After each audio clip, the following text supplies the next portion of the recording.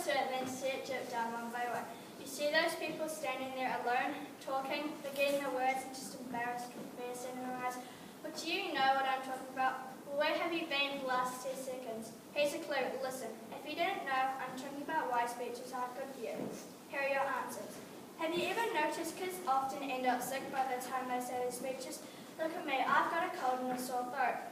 Let's look at why people are more likely to get sick.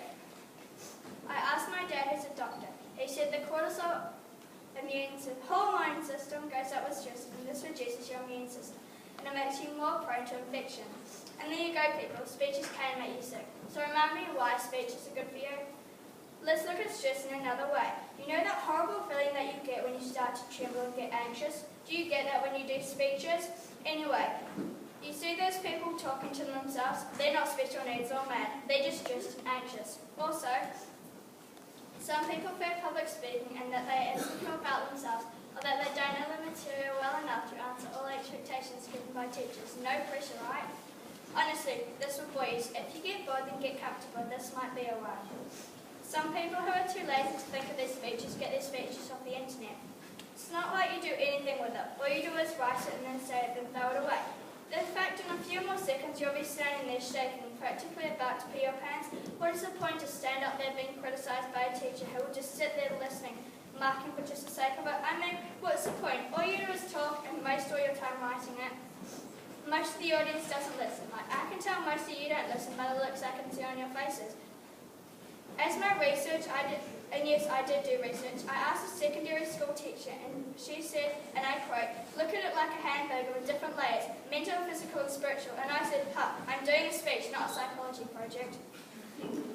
Just saying, just listening to all those speeches all over and over again, all you'll think is today I'm going to persuade you, or that someone likes this and the other likes that. Soon the whole school's eardrums are going to burst into a million pieces. Do you want kids' eardrums scattered along the field? I don't think so. Kids don't have good reasons not to write, but it's still just wasteful.